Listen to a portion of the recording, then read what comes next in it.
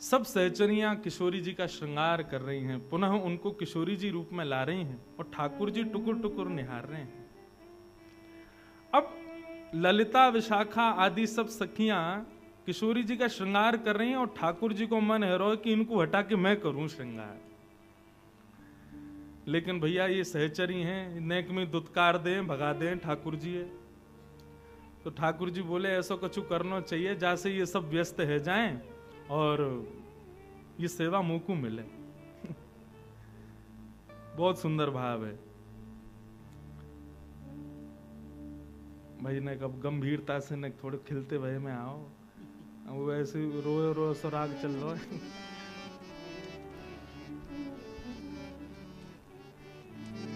हाँ बस बढ़िया।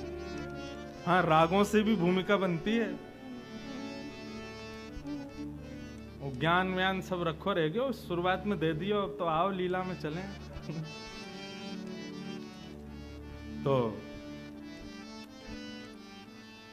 ठाकुर जी देख रहे हैं कि भैया श्री जी को श्रृंगार है रहे हो है, कितनी सौभाग्यवंत है ललिता, विशाखा आदि सब सखियां। बताओ श्री जी के कानन को ऐसे पकड़ के कुंडल पहना रही हैं, श्री जी के पत्रावली को श्रृंगार कर रही हैं, चुनरी ला के उड़ा रही हैं, बीच बीच में श्री जी को जल की प्यास लगे तो अपने हाथों से जल पिला रही हैं, पावन में पाजेब पहना रही हैं। ठाकुर जी की इच्छा है रही है कि ये सेवा हमको मिल जाए, लेकिन ये जब तक ये सबरी खड़ी रहेंगी तब तक हमको ये सेवा नहीं मिलेगी। तो ठाकुर जी ऐसे वहीं विचरण कर रहे थे। तो ठाकुर जी बोले मुंह को तो बड़ी जोर की भूख लगी है, ऐसा मन कर रहा हो कि कोई वृक्षन से फल तोड़ के लिया है, मुंह को खवाए दे, मैं तो आनंदित है जाऊं। तो सहचरियां भले ही ठाकुर जी से उठी उठी रहती हैं, थोड़ी न तेज आवाज में ही रहे, लेकिन वो एक पंक्ति है, हम श्री राधे जू के बल अभिमानी, टेढ़े रहत मोहन रसियासों, बोलत अटपटी वाणी। किशोरी जी के बल का अभिमान है सब सहचरियों को, ठाकुर जी से सीधे मुंह बात ना करें। लेकिन अगर ठाकुर जी को कोई श्रम हो रहा है तो सब सहचरियां उनकी भी सेवा करती हैं। ठाकुर जी बोले मुझे तो मन कर रहा है कि बहुत जोर की भूख लगी है, कोई फल तोड़ के लिया है।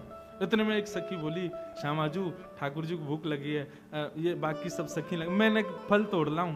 हाँ जाओ। लालजू अभी रुको, हम अभी आपके लिए फल लाएं। एक गई।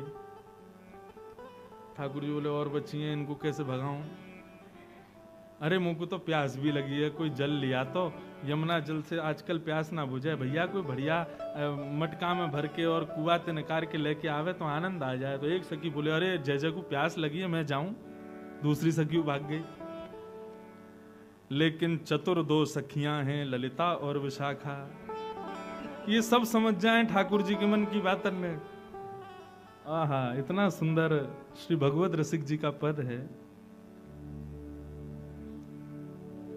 लाल एती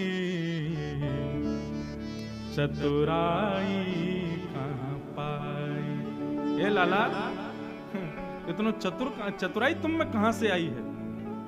अब तो दो ही सखी रह गई, बाकी सब सखी तो ठाकुर जी ने भेज दी। कोई से कहती है तेरो कसम चिल्ला रहा है, जल्दी जावा को भूख लगी है, जाके भोजन बना। बोली लाडली जू मैं अभी आऊं, भोजन पवा के। एक वैसे चली गई, सबको भगा दिया, दो ही रह गई।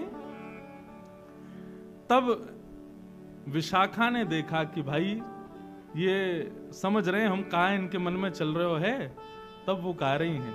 अब देखो ठाकुर जी के हृदय का भाव यहां प्रकट कर रही हैं, लाले ते चतुराई कहां पाई। लाल जी चतुर तो बहुत हो आप। बोले क्यों? बोले सब एक एक करके सखी भगा दें आपने, आपके मन में कहा चल रहा है हमें सब पता है। बोले कहा? बोले जावक के मिस पांव परत हो। जावक कहते हैं वो लाल लाल लगाती माता चरणों में, क्या बोलते हैं उसको? हैं? महावर, महावर बोलते हैं ना। तो सखियां तो सब श्रृंगार कर रही हैं किशोरी जी को, लेकिन ठाकुर जी बीच बीच में कहा करें जावक चिन्ह लिया में, जावक लिया में, और बीच में कहें आप सब ऊपर को करो, मैंने चरणन में एक जावक लगा दूं। विशाखा ललिता बोली हम सब समझ रही हैं, ये जावक के मिस पांव परत हो। आप श्री जी के पांव छुए को प्रयास करो, ये महावर लगावे के चक्कर में हम सब समझे आपकी बातन ने। जावक के मिस पाए परत हो, करन चात आपन मन भाई, करन चात आपन मन भाई। अपने मन की सी सेवा करना चाहो, हम सब जान रही हैं। लालेती चतुराई कहाँ पाई, हे लालेती चतुराई कहाँ पाई। ठाकुर जी बोले ना ना ऐसी बात ना है, अरे आप ले लो महावर तो आप लगाओ, जावक चिन्ह आप बनाओ, मौका पड़िए। मैं तो अपने कामन को छोड़ छोड़ के आऊं यहाँ श्री जी के पास में, मुंह कोई वो थोड़ी है। माँ यशोदा मैया नंद बाबा उनको इकलौतों में लाला, 9 लाख गैयान को भार मेरे सिर पे, पूरा घर मुंह को संभालना पड़े। अरे तुम तो सब बरसाने वाली हो, माँ तो अनेक सब लोग हैं संभालने को, नहीं तो पूछो तो पूरे गोकुल तो मेरी भ्रगुटीन पे ही रहवे। मैं वह गोकुल को बेचारे को अनाथ छोड़ के यहाँ श्री जी की सेवा में आऊं, मोह कहा पड़ी? चलो जाऊंगा, मोह कहा है अभी चलो जाऊंगा।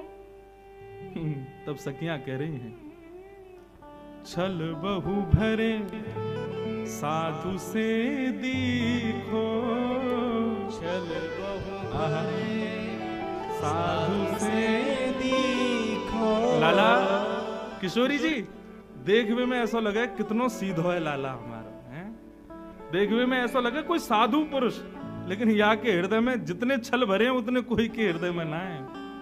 छल बहु भरे साधु से दीखो, छल बहु भरे साधु से दीखो।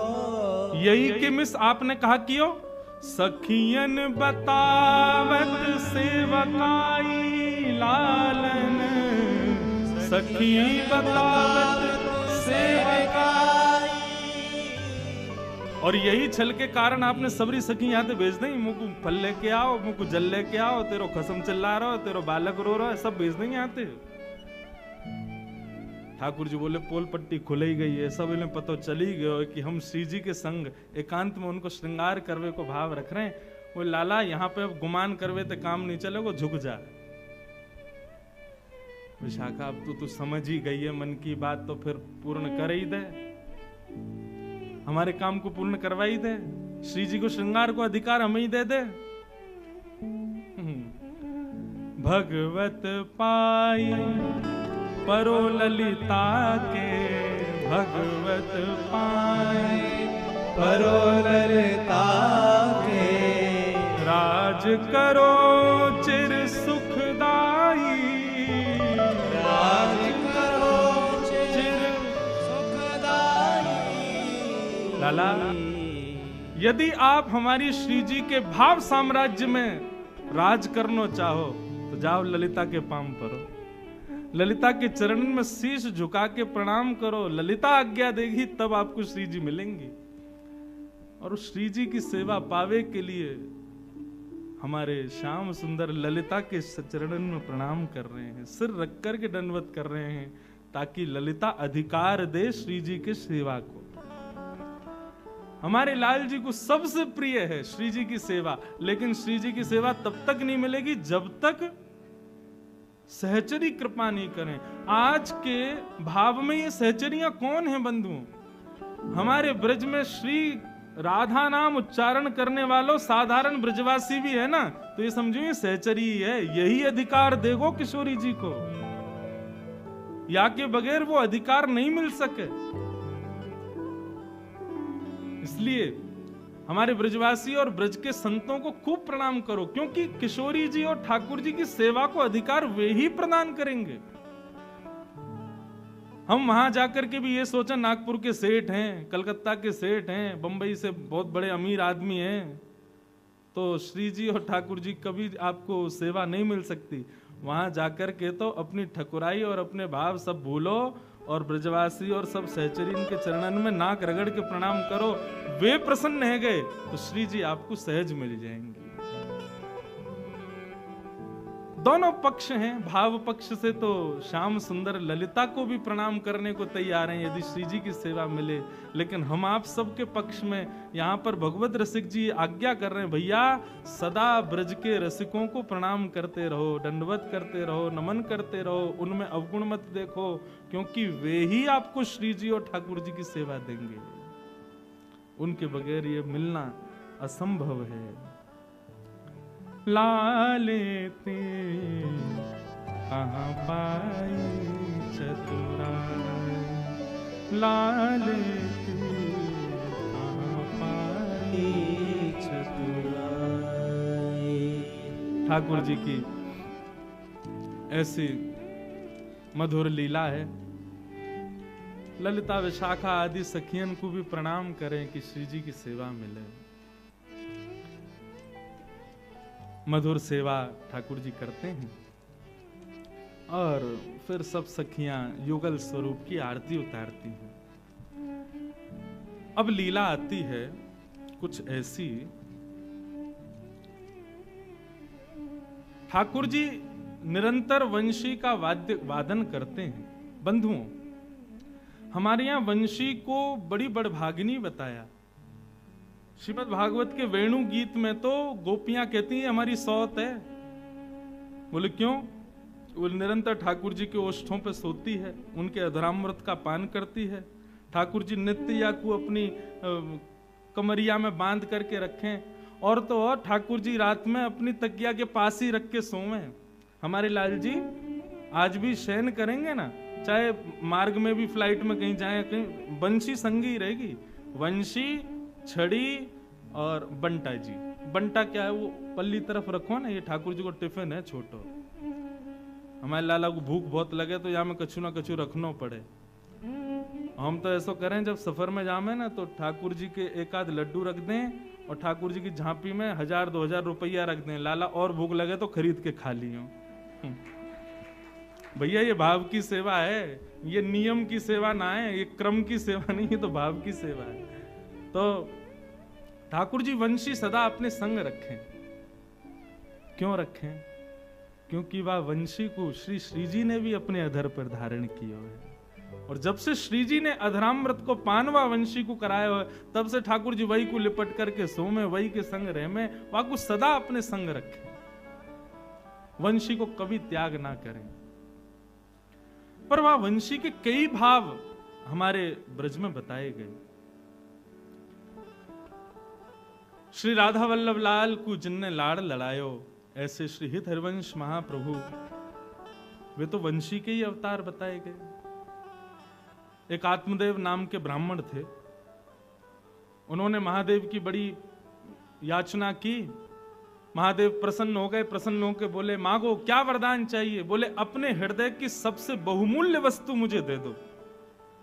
महादेव चरणों में बैठ गए। बोले, भैया कछु मांग ले। तू कहे तो कैलाश तेरे नाम कर दें, तू कहे तो गणपति को तेरे घर भेज दें, तू कहे तो कार्तिकेय को तुम्हारी सेवा में लगा दें, तुम कहो तो पार्वती जी को भी सेवा में भेज देंगे, लेकिन हमारे हृदय की बहुमूल्य वस्तु मत मांगो।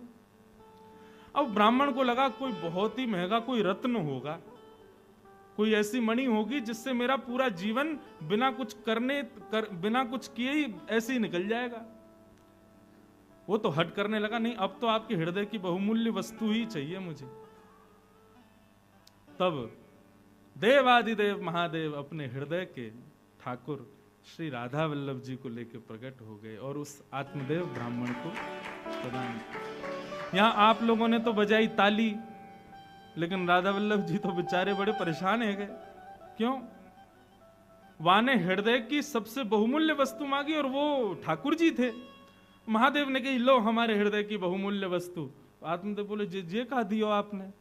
मैं तो सोचो आप कोई मणि दोगे, कोई रत्न दोगे, आप तो ये ठाकुर जी दे, ये सेवा एवा हम पे ना पे। बोले, भैया यही है मेरे हृदय के सबसे बहुमूल्य वस्तु। आत्मदेव जी ले तो आए, लेकिन भाव से उनको तो ये लगता है ये तो और खर्चा बढ़ गए मेरे। तब किशोरी जी ने आज्ञा दी वंशी को, बोले हमारे लाल जी को कष्ट नहीं हो, श्रम नहीं हो, आप पृथ्वी पर जाओ। तब ठाकुर जी की वंशी ही श्री हितहरिवंश महाप्रभु के रूप में पधारे और आकर के आत्मदेव जी से ठाकुर जी को लाकर के वृंदावन में विराजमान किया।